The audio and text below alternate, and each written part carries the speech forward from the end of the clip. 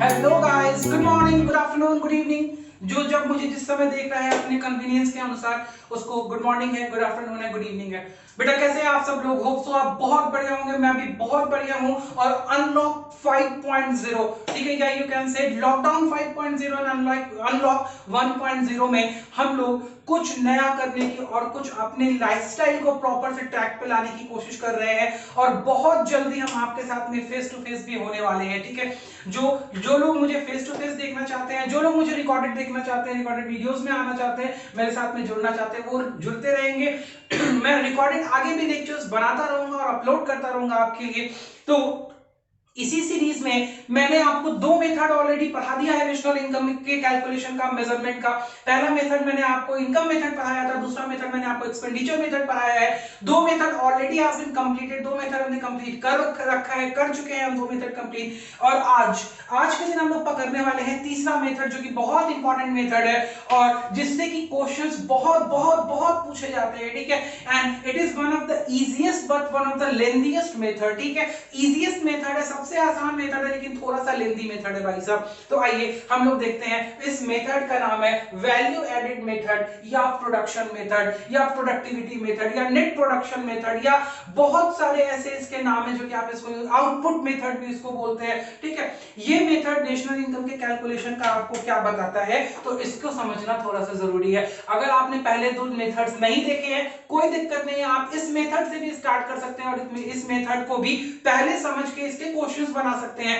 And then आप चाहें कि हम दूसरे मेथड का क्वेश्चन बनाएं, तो आप उसके भी क्वेश्चंस बना सकते हैं। देखिए भाई, ग्रॉस वैल्यू एडेड या वैल्यू एडेड मेथड क्या कहता है, इसको नाम से समझिए। इसका दूसरा नाम पकड़ लीजिए प्रोडक्शन मेथड, या कोई भी नाम इसका पकड़िए, ये आपको नाम से ही अपना मतलब बताता है। चलिए हम लोग बात करते हैं प्रोडक्शन मेथड। बोलते हैं whatever has been produced in the economy, if the value of that all the things which have been produced in the economy during an accounting year should be added upon what you will get। तो बोला sir आप तो ये बता चुके हैं, the value of goods and services produced in an economy during an accounting year is what? It is the gross domestic product at market price. What it is? It is gross domestic product at market price. You all know. Now, so under value added method, what we have to go and what we have to learn, we have to learn simply that the value which has been added by all the producing firms, if they all the values are added together, summed together, then whatever is the answer, that is the gross value addition, that is the value addition or production, final product being developed and being designed and developed in the economy. If we are able to find out the total values of the goods and services which have been produced by each and every firm in an economy during a particular year, we will be able to calculate the gross domestic product at market price. And you all know very well how to move from gross domestic product at market price to national income component. It is very simple to move on and calculate national income. So under value added method, what the thing is, we have to sum up all the value being added by the firms. And you know, in an economy there are three sectors where the firms are working. The producers are working either in the primary sector or in the secondary sector or in the tertiary sector. Primary sector, what you will get goods out of here, okay. Secondary sector, you will also get goods out of here, and from the tertiary sector you will get the services out. Now, by adding up the market value of these goods plus services, you will get the gross domestic product. That what I have written. Okay, primary sector value added by the primary sector plus the secondary plus the tertiary sector will give you gross value added. Gross का मतलब ही क्या होता है? Gross का मतलब होता है sum up, ठीक है। आपने कलेक्ट किया हुआ है सारी चीजों को। तो सर आपने क्या बोला? मैंने बोला कि भैया please calculate the productive activity. Please calculate the productive activity of all the firms in the primary sector, in the secondary sector, and in the tertiary sector. What you will get, that is the gross value added, whose short form is GVA, gross value added, and that gross value added is nothing when we are talking in the terms of national income aggregate components, that is only gross domestic product at market price. Why it is considered at market price? Because when you are considering the value of the output, that output is considered at the price which is prevailing in the market, because factor cost के साथ में हम लोग taxes और subsidies का addition करके जो market में प्राइस पड़ती है, मार्केट में प्राइस गिरती है, उसको हम लोग ऐड करते हैं. That's why we have told you this is the gross domestic product at market price. Now the question says here that the topic here is that how we are going to calculate the productive activity, ठीक है, and how we are going to conclude that what is the value of the production of the goods and services in the economy. For that we have to calculate the value additions. We have to calculate what? We have to calculate the value additions. Once we are capable enough to calculate the value additions of each and every firm in the three sector, we will get what? We will get the value of the productions. ठीक है, तो ये बहुत easy है. सबसे पहला तो आप एक एक फर्म का वैल्यू एडिशन, एक एक फर्म का प्रोडक्शन अगर काउंट कर लेंगे, फाइनल प्रोडक्शन, तो भी आप gross domestic product at market price पे चले जाएंगे. और अगर आप वैल्यू एडिशन काउंट कर लेंगे, मतलब कि एक फर्म ने क्या वैल्यू इकोनॉमी के अंदर ऐड की है, तो भी आप gross domestic product at market price पे चले आएंगे. और वैल्यू एडिशन काउंट करना is very simple. You have to do what? आपको आउटपुट में से इनपुट को घटा देना होगा. बिकॉज एक सामान जो आपने खरीदा है एज अ इनपुट, वो किसी दूसरे का आउटपुट रहा होगा. एग्जाम्पल के तौर पे समझिए. आइए हम आपको समझाते हैं. मैंने बोला कि आप एक ब्रेड बनाने वाली कंपनी है, आप एक ब्रेड बनाते हैं, ठीक है. तो बातें स्टार्ट होती हैं फार्मर से, मिलर से, और फिर ब्रेड बनाने वाले कंपनी तक. फार्मर क्या प्रोड्यूस करेगा? फार्मर व्हीट प्रोड्यूस करेगा, ठीक है. तो व्हीट उसके लिए फाइनल गुड्स है. उसने बोला कि भाई मैंने 500 रुपए का व्हीट प्रोड्यूस किया, तो उसने कितना वैल्यू ऐड किया इकोनॉमी के अंदर? 500. ठीक है. आप बोले हाँ सर बिल्कुल. वहां से first, that is the first phase of generation. तो that 500 is the value that has been put on, that has been inputted by that farmer and it has been taken in the value addition. वहां पे input उसके पास में कुछ नहीं था, zero था, तो हमने 500 मान लिया कि वहां से वैल्यू एडिशन है. अब वो सामान फार्मर से मिलर तक आया. मिलर मतलब जो व्हीट को पीस के, व्हीट को ग्राइंड करके फ्लोर बनाता है, उसके पास आया और उसने बोला कि भाई मेरे जो आटे की कीमत है वो 700 रुपए की है. 700. तो भाई वो 500 रुपए का तो ऑलरेडी क्या खरीद के लेके आया था? Wheat. And that wheat, that value of wheat has already been included in the national income at the primary sector. Primary sector पे आपने उसको ऐड किया. Yes, farmer is at the primary level. He is doing the agricultural activity, and the output is being included at the primary sector on the farmer's note. Yes, that has been included. Yes, that has been included. To be very specific and to be very similar, that has been included. Yes. यहां तक आप connectivity में connect कीजिए कि क्या आपको चीजें समझ आ रही हैं या नहीं समझ में आ रही हैं. ठीक है. होप सो यहां तक आपको कोई भी कंफ्यूजन नहीं होगा. हम लोग इसके आगे कनेक्टिविटी लेते हैं.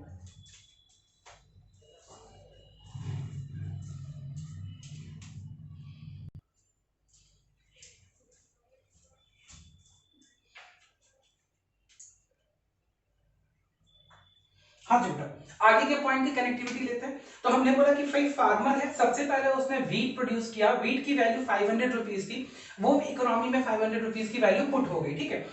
अब आगे वो व्हीट मिलर के पास पहुंचा, तो फार्मर की जो आउटपुट की वैल्यू थी 500, that has already been considered in the economy. वो इकोनॉमी में कंसीडर हो चुकी है. Now miller has turned that thing into flour. उसने उसको फ्लोर में कन्वर्ट किया and now it comes in the secondary sector. ये इंडस्ट्रियल सेक्टर में आ गया. यहां प्रोडक्शन एक्टिविटी लग रही है इंडस्ट्रियल सेक्टर में, and now he declares that the final value is 700. That the final value is 700. But let it remember that that already the value of 500 of the wheat has already been included in that thing. That's why we can't take up the total production made by that miller to 700. Rather it has been contributed that miller is contributing only rupees 200 to the final procedure. आपको समझ आ रहा है? क्योंकि 500 की value तो value किस चीज की है? That is the value of the input being utilized by that particular miller. Okay, and whenever a person who is generating the bread, who is producing the bread, is taking that flour from the miller and utilizing it in the manufacture of the bread and is declaring that the value being is final output is 1000 rupees, then that farmer, that particular bread manufacturer has given the value of that thing as rupees 1000, but it is not the actual value but what he is contributing to the economy or contributing to the society.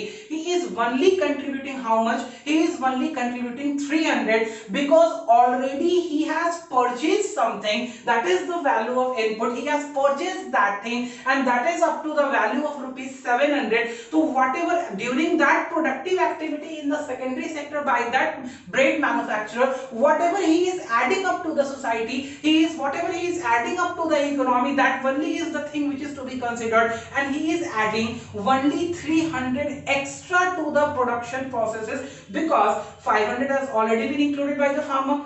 Again 500, again 200 has been included by the miller because 500 turns into 700 when the miller declares that the total value of output is 700. So 200 has been inputted by that has been given by that miller to the economy, and when that input of 700 is being utilized in the production activity and the value declared by the bread manufacturer is rupees 1000, it means that the value addition done by that particular person is rupees 300. So what is the total value at the end of the consumer is the values which have been indicated, which have been added up at the different positions of the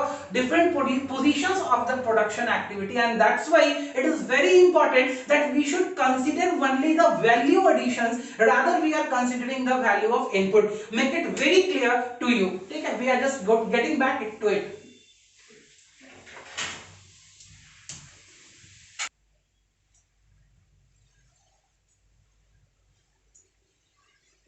I hope so. You will get the connectivity about that topic, because if we are declaring at the point of the bread manufacturer that the total value of output is rupees 1000, then make it clear that rupees 1000 is not the value which has been inputted by that particular person in the economy. It is the value which is the extra addition that is being made by that particular person. The extra addition at the farmer's end was 500, at the miller's end was 200, at the bread manufacturer's end was 300, and that comes up to 200 plus 500, 5 to 700 and plus 300. That becomes the final value of the goods which is being provided to the consumer. तो बेटा बहुत important है ये समझना कि हम value of input हर जगह क्या करें, माइनस करें, बिकॉज अगर आप वैल्यू ऑफ इनपुट नहीं माइनस करेंगे then comes the problem of double counting. मैं ये प्रॉब्लम आपको बताऊं, and double counting is very important to understand.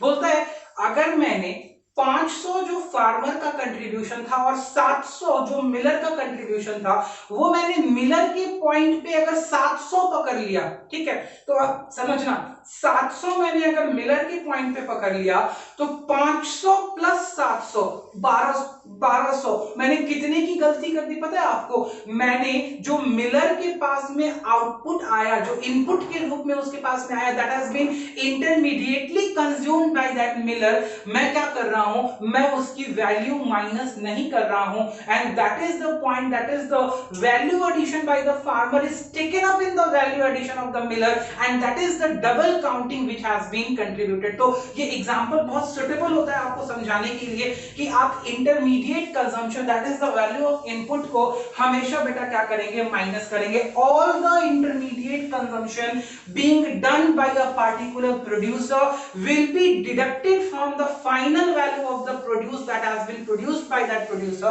and then only we can get the value addition. तो जो जीवीए का मेथड है, ग्रॉस वैल्यू एडिशन का मेथड है, ये मेथड आपको दो तरीके से बताता है. बोलता है या तो फाइनल आउटपुट की वैल्यू कैलकुलेट कर लो, हर व्यक्ति के पॉइंट पे फाइनल आउटपुट कैलकुलेट कर लो. मैंने बोला हाँ कर लो. 500 प्लस 200 प्लस 300 कितना हो गया, फाइनल आउटपुट जो इकोनॉमी में पहुंच गया वो ब्रेड के रूप में 1000 रुपीज का पहुंच गया, 1000 रुपीज का पहुंचना था, कोई दिक्कत।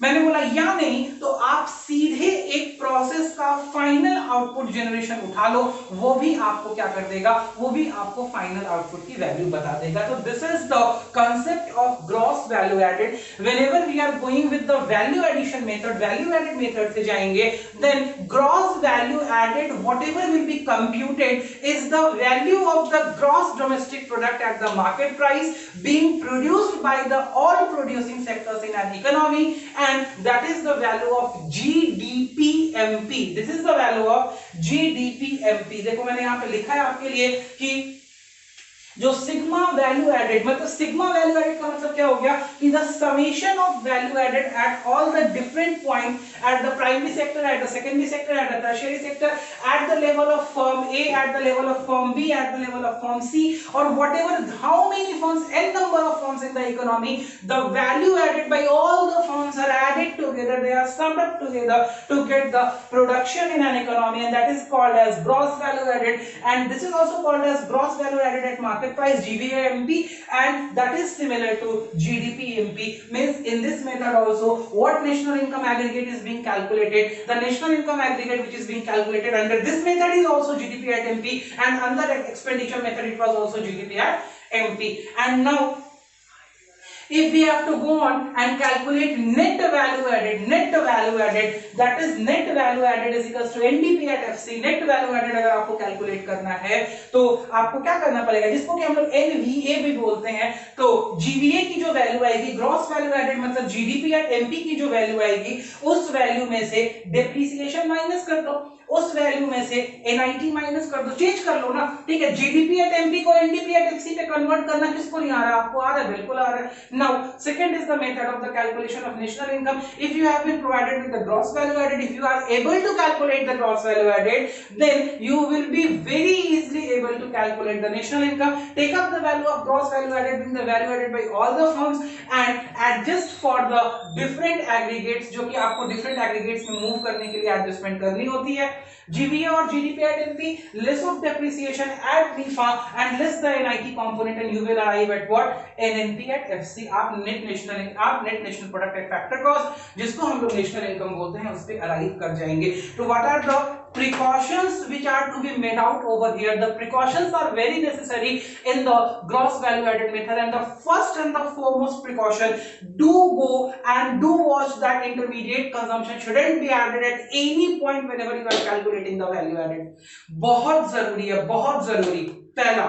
दूसरा, do check when you are calculating the value of output, how you will get the value of output. Simply बेटा value of output कैसे निकालोगे, तो value of output कैसे निकलेगा भाई, जो आपको फर्म डिक्लेयर करेगी कि मैंने इतने का सामान बनाया वो value of output हो जाएगा, पहला केस।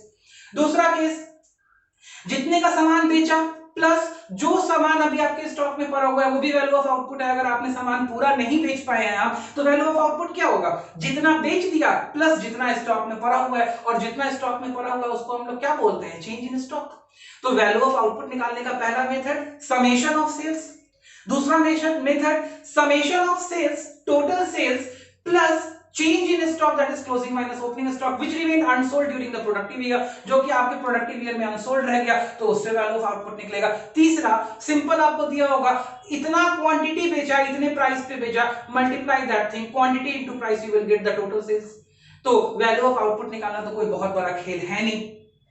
अब वैल्यू ऑफ इनपुट या इंटरमीडिएट कंजम्पशन की बात करते हैं, तो all the purchases being made by the particular firm, particular producing firm, plus all the factor payments made by that particular firm will constitute the value of input. तो value of input कैसे, या तो आपको purchases की value दी होगी, आपको purchases की total value दी होगी, या अगर परचेजेस की वैल्यू नहीं दी होगी तो आपको डोमेस्टिक परचेजेस की वैल्यू अलग दी होगी, इंपोर्ट की वैल्यू अलग दी होगी, दोनों को जोड़ देना, आपका परचेजेस निकल जाएगा, वैल्यू ऑफ इनपुट निकल जाएगा।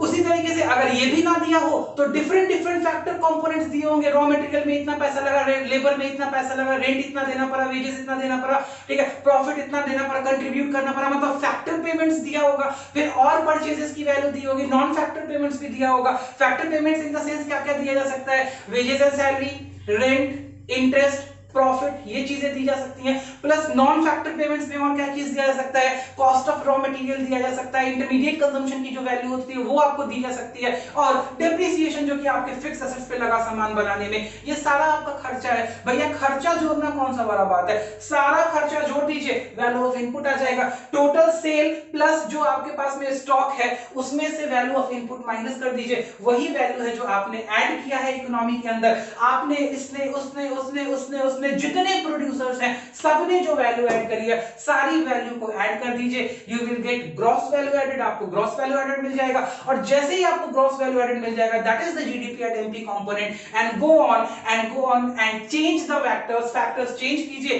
और एनडीपी एट एफसी पे आना है, नेट वैल्यू एडेड पे आना है, नेट वैल्यू एडेड पे आ जाइए, ठीक है। नेट नेशनल इनकम पे आना है, नेशनल इनकम पे आ जाइए, किसी और कंपोनेंट पे मूव करना है, किसी और कंपोनेंट पे मूव कर जाइए as the question is given, ठीक है। बस ध्यान किस बात का रखना है, पहला ध्यान रखना है कि सारे इंटरमीडिएट कंजम्पशन को माइनस करना है, दूसरा ध्यान रखना है कि डबल काउंटिंग नहीं होनी चाहिए, तीसरा ध्यान रखना है क्या कि भाई imputed services, imputed goods self consumption के लिए जो आपने कैलकुलेट किया है भाई वो भी प्रोडक्टिव एक्टिविटी का पार्ट है। फार्मर ने अगर सेल्फ कंजम्पशन के लिए अगर सामान उगाया है, प्रोड्यूस उगाया है, तो क्या वो वैल्यू ऑफ आउटपुट में नहीं आएगा, आएगा। आपने कोई सामान बिजनेसमैन ने सेल्फ प्रोड्यूस किया है और वो उसको खुद अपने बिजनेस में यूटिलाइज कर ले रहा है, क्या वो वैल्यू ऑफ आउटपुट में नहीं आएगा, बिल्कुल आएगा। बेटा इस चीज को ध्यान रखिएगा कि सेल्फ कंजम्पशन के लिए जो भी चीजें प्रोड्यूस की गई होंगी that will be included in the value of GVA. तो ये कुछ प्रिकॉशंस हैं, इनको ध्यान रखिए। और आइए क्वेश्चंस बनाते हैं, देखते हैं कि क्या क्या क्वेश्चंस हमारे इस मेथड में हमें आ सकते हैं जिनको कि हमें सॉल्व करना पड़ेगा, ठीक है। तो स्टे ट्यून, इस चीज को आप अपने पास में नोट कीजिए, हम लोग तुरंत न्यूमेरिकल क्वेश्चंस के साथ में आपके सामने हाजिर होते हैं।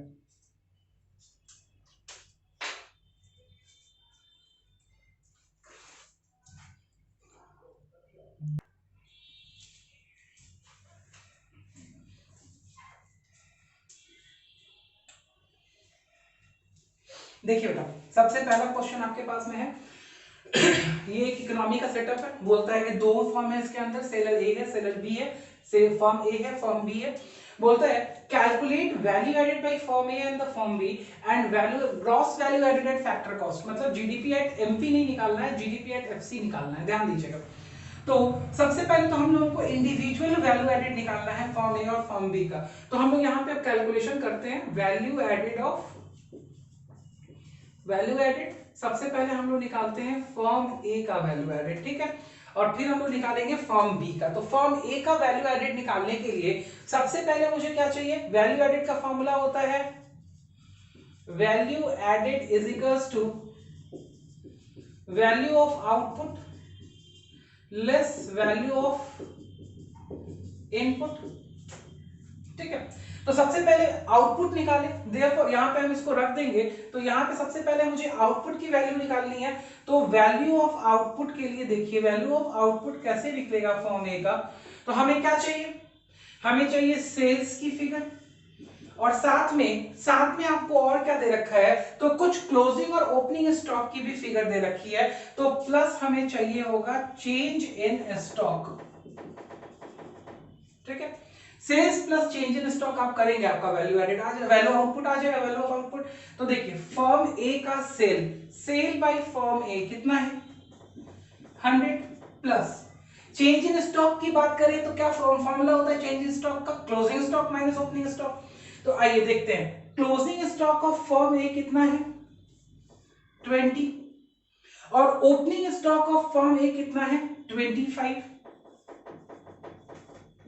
तो हमारे पास वैल्यू ऑफ आउटपुट क्या आ गया 100 प्लस माइनस 5, तो 95। क्लियर। तो हम यहां पे लिख देंगे वैल्यू ऑफ आउटपुट के पास में 95 लिख देंगे, 95 रुपीज इन लैक्स की बात हो रही है, और लेस, इसके बाद हम लेस करेंगे वैल्यू ऑफ इनपुट। तो इनपुट देखिए अपने पास में क्या है, बोलता है purchases from firm B by firm A, firm A के द्वारा फर्म बी से किया गया परचेज, ठीक है। तो भाई ये कितना हो जाएगा वैल्यू 40, 95 माइनस 40 कितना हो जाएगा 55।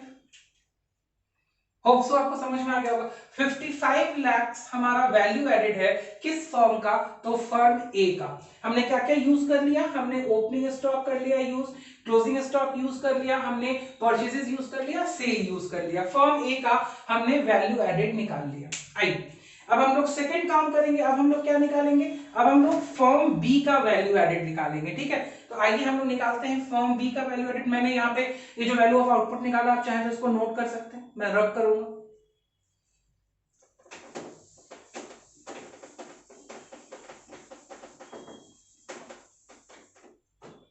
ठीक है, आइए अब हम लोग निकालते हैं फर्म बी का। सेम, तो इसके लिए मुझे वैल्यू ऑफ आउटपुट चाहिए होगा वैल्यू एडेड के लिए। तो सबसे पहले मैं वैल्यू ऑफ आउटपुट निकाल लेता हूं फर्म बी का, ताकि मैं आंसर निकाल पाऊं। Value of output same formula होगा, sales plus change in stock. हाँ जी, ठीक है, चलो सेल्स तो बोलता है हमारे पास सेल्स बाय फर्म बी कितना है, 200 प्लस चेंज इन स्टॉक। आइए हम लोग चेंज इन स्टॉक देखते हैं। तो चेंज इन स्टॉक का मतलब हमारे पास में क्लोजिंग माइनस ओपनिंग। तो closing stock of firm B हमारे पास में 35 है, less opening stock of firm B हमारे पास में 45 है। मतलब हम लोगों का नेगेटिव चेंज आ रहा है, हमारे पास में कोई भी स्टॉक नहीं है। तो sales 200 plus minus 10 is equals to 190। जी ठीक है, समझ आ गया यहां तक, कोई दिक्कत नहीं सर? हाँ जी, समझ में आ गया। अब वैल्यू ऑफ आउटपुट निकाल दिया। देयरफॉर अगर हमें कहे कि वैल्यू एडेड निकालना है, तो वैल्यू एडेड क्या हो जाएगा, वैल्यू ऑफ आउटपुट माइनस, तो 190 मैंने वैल्यू ऑफ आउटपुट ले लिया, minus value of input. Input की वैल्यू चेक करते हैं। तो हमारे पास में इनपुट की वैल्यू देखिए यहाँ पे क्या है, purchases from firm A by firm B. Firm B के द्वारा ए से परचेज किया गया कितना है, 60। तो यहां पे मेरा आंसर आ गया 130 लाख। अब देखिएगा ध्यान से देखिएगा बेटा, ये फर्म ए ने ये वैल्यू ऐड किया है इकोनॉमी के अंदर, और फर्म बी ने ये वैल्यू ऐड किया है इकोनॉमी के अंदर। तो therefore GVA is equals to GDP at MP is equals to value added by firm A plus firm B, ये होगा। हाँ जी सर, बिल्कुल ठीक है। चलिए, तो 55 plus 130, 185 lakhs is the value added at market price।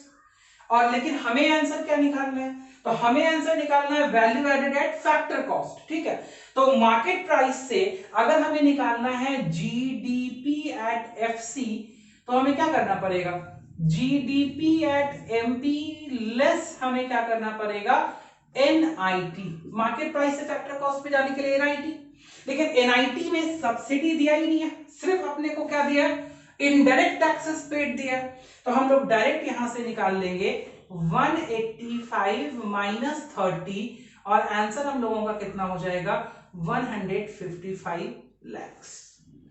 Hope so आपको ये समझ में आ गया होगा। आप इसको चेक कर लीजिए कि आपको ये समझ में आया या नहीं आया। ठीक है, मेरे हिसाब से आपको ये समझ में आ गया होगा। आप इसको यहां से नोट कर लीजिए बेटा, अपने पास में आप इसको जरूर एक बार नोट कर लीजिए। ठीक है, 155 lakhs।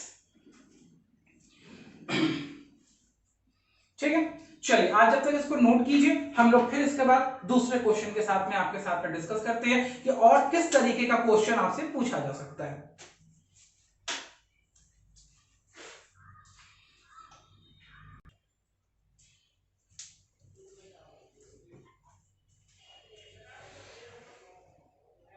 हाँ जी बेटा, नेक्स्ट क्वेश्चन आपके पास में, इस क्वेश्चन को देखिएगा। देखिए क्या कहता है ये क्वेश्चन।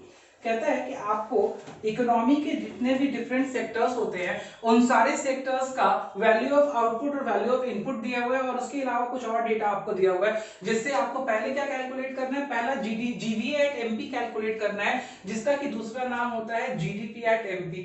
ठीक है। तो आपको पता है जीडीपी एट एमपी कैलकुलेट करने का क्या मतलब होता है? जीडीपी एट एमपी कैलकुलेट करने का मतलब होता है कि value additions by all the producing sector, जितना भी प्रोड्यूसिंग सेक्टर है उसके वैल्यू एडिशंस को ऐड कर दीजिए, आप जीडीपी एट एमपी कैलकुलेट कर पाएंगे। तो चलिए हम लोग देखते हैं वैल्यू एडिशन सारे सेक्टर, हम चाहे तो सारे सेक्टर्स का एक साथ भी वैल्यू एडिशन काउंट कर सकते हैं और चाहे तो अलग अलग भी सबका वैल्यू एडिशन निकाल के फिर हम उसको जोड़ सकते हैं, ठीक है। तो हम लोग अगर ऐसे कर लेते हैं कि हम लोग देख लेते हैं वैल्यू एडिशंस, वैल्यू एडेड तीनों सेक्टर का अलग अलग कर लेते हैं, प्राइमरी, सेकेंडरी और टर्शियरी, तीनों सेक्टर का अलग अलग कर लेते हैं और उसके बाद देख लेंगे कि तीनों को ऐड कर देंगे। तो प्राइमरी सेक्टर का अगर हम वैल्यू एडिशन देखें तो वैल्यू ऑफ आउटपुट पहले लिखना होता है, तीनों सेक्टर का हम लोग वैल्यू ऑफ आउटपुट लिख लेते हैं 800, 200 और 300, और वैल्यू ऑफ आउटपुट के बाद में हम लोग वैल्यू ऑफ इनपुट क्या कर लेते हैं बेटा, यहां से माइनस कर लेते हैं। तो तीनों जगह से वैल्यू ऑफ इनपुट 400, 100 और 50 हम लोग क्या करेंगे, 400, 100 और 50 हम लोग माइनस करेंगे तो हम लोगों को वैल्यू एडेड मिल जाएगा तीनों सेक्टर का। पहले सेक्टर का कितना हो जाएगा, पहले सेक्टर का 400 हो जाएगा, दूसरे सेक्टर का 300 हो जाएगा और तीसरे सेक्टर का 250 हो जाएगा। अगर टोटल हम लोग काउंट कर दे तीनों सेक्टर का तो हम लोग वैल्यू एडेड बाई तीनों sector primary plus secondary plus tertiary count कर दें तो हमारे पास में वैल्यू कितनी हो जाएगी, 4 3 7 2 950। 950 अगर ये फिगर्स हमारी करोड़ में है, रुपीज इन करोड़, ठीक है, तो ये हमारे पास में 950 करोड़ हमारा आंसर आ गया, ठीक है। तो ये सब क्या है, तो बेटा ये जीवीए एमपी है, इसी का दूसरा नाम जीडीपी एट एमपी है। लोग कैलकुलेट कर दिया आपने जीडीपी एट एमपी, कोई दिक्कत नहीं सर, कोई प्रॉब्लम नहीं है इसको कैलकुलेट करने में, बहुत सिंपल।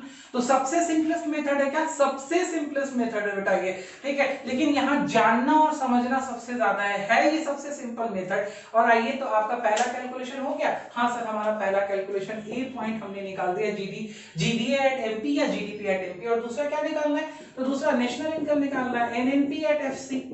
हमें क्या पता है, जीडीपी एट एमपी पता है, ग्रॉस से नेट जाना है, डेप्रिसिएशन माइनस करेंगे, डोमेस्टिक से नेशनल जाना है, एनएफआईए प्लस करेंगे, एमपी से एफसी आना है, एनआईटी माइनस करेंगे, आपका आंसर आ जाएगा।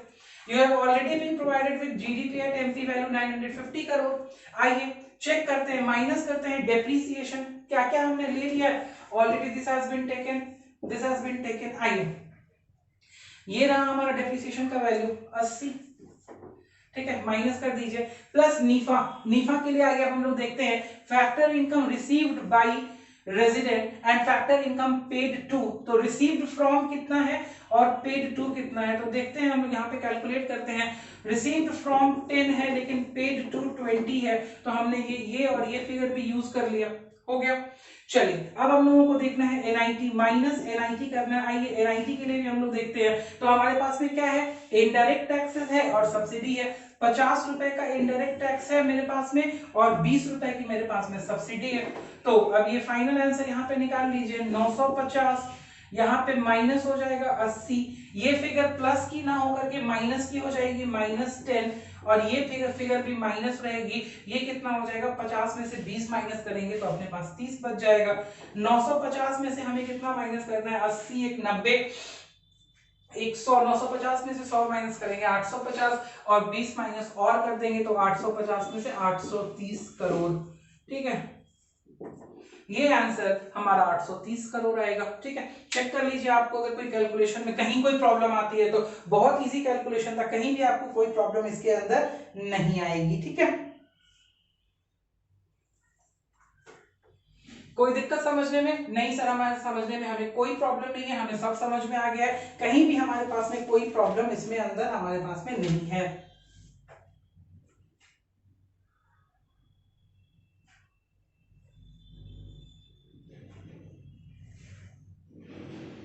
ठीक है, चलिए तो ये हमारा क्वेश्चन हो गया। ये क्वेश्चन बहुत इजी था, हमारे पास में 800 माइनस 400, 400, 200 माइनस 100, ठीक, 200 माइनस 100, ओ सॉरी एक मिनट देखिएगा, ये मेरे पास में ये फिगर 400 थी बेटा, ठीक है, ध्यान से देखिएगा, इस फिगर को ठीक कर लीजिएगा, ये फिगर ठीक कर लीजिएगा, ये फिगर 400 कर लीजिएगा। तो आपका सब कुछ कंप्लीट हो जाएगा। ये थोड़ा सा मेरे से मिस्टेक हो गया था यहाँ पे, ये फिगर आप देख लीजिएगा, ये फिगर ठीक कर लीजिए। हमारे पास में वैल्यू ऑफ आउटपुट जो थी वो सेकेंडरी फिगर 400 थी, 400 माइनस 100 तो हमारे पास में कितना आ गया 300। ये यहाँ पे 300 आ गया और 300 माइनस 50 250, 4 3 7 2 950 और फिर बाकी सारी चीजें हमने ठीक कर दी है। ठीक है, टू बी वेरी स्पेसिफिक यहाँ पे एक बार मैंने क्या किया चेंज किया, इसको देखिएगा प्लीज। मैंने वैल्यू ऑफ आउटपुट 400 रुपए रखा है। ठीक है, तो अगर आपको लग रहा होगा कहीं पे कोई मिस्टेक है तो कोई मिस्टेक नहीं है। ठीक है, 400 मैंने वैल्यू ऑफ आउटपुट लिया है सेकेंडरी सेक्टर का और उसमें से 100 मैंने क्या किया है वैल्यू ऑफ इनपुट घटाया है, तो ये 300 मेरा आंसर आ रहा है। ठीक है, तो मैंने ये फिगर को चेंज कर दिया है यहाँ पे, इसको आप प्लीज देख लीजिएगा और फिर पूरा आंसर आप एक बार चेक कीजिएगा। आपको कहीं भी कोई भी डाउट होने का नहीं है, मुझे नहीं लगता कि आपको कहीं पे इसमें कोई डाउट होगा। बाकी रेफरेंस बुक से आप सारे क्वेश्चंस इसके सॉल्व कीजिएगा, जो भी क्वेश्चंस होंगे वो सारे मक्खन क्वेश्चंस है, बहुत इजी क्वेश्चंस हैं, आपको कहीं कोई डिफिकल्टी नहीं आएगी। और इन केस अगर आप कोई डिफिकल्टी फील करते हैं तो प्लीज मुझे लिखिएगा, मुझे मेल कीजिएगा, मुझे व्हाट्सएप कीजिएगा। और इस तरीके से हम लोगों का नेशनल इनकम का ये चैप्टर बेटा कंप्लीट हो गया। All the 4 chapters under the national income मैंने आपका भैया खत्म कर दिया है। ठीक है, national income my side, that is the end of the chapter. All 4 chapters have been discussed: basic principles, circular flow of income, basic concepts, national income aggregates, and now the measurement of the national income, under which we have the 3 different methods. ठीक है, सारे का सारा हमने अपनी तरफ से complete मार दिया है। अगर आपको लगता है कि कहीं भी कोई कंफ्यूजन रह गई है तो आप मेरे से कम्युनिकेट जरूर करें और अपने डाउट्स को जरूर क्लियर करें और क्वेश्चंस बनाएं। तीनों मेथड के क्वेश्चंस अब आप सॉल्व कर सकते हैं, very easy to solve the questions. आप जल्दी से जल्दी इन क्वेश्चंस को सॉल्व कीजिए और नेक्स्ट हम लोग दूसरे चैप्टर, नए चैप्टर की तरफ बढ़ने वाले हैं, आएंगे और नए वीडियो में हम लोग नए चैप्टर को डिस्कस करेंगे। आपको लगता है कि ये वीडियोस आपके लिए हेल्पफुल है तो प्लीज आप इनको अपने दोस्तों के साथ में शेयर कीजिए। हमारे YouTube page the basics classes private limited को सब्सक्राइब कीजिए, बेल आइकन को प्रेस कीजिए ताकि ज्यादा से ज्यादा चीजें और ज्यादा से ज्यादा नोटिफिकेशंस आपको मिल पाए। एंड हाँ, अपने घर में बने रहिए, सुरक्षित रहिए और नेक्स्ट वीडियो आने तक बाय बाय।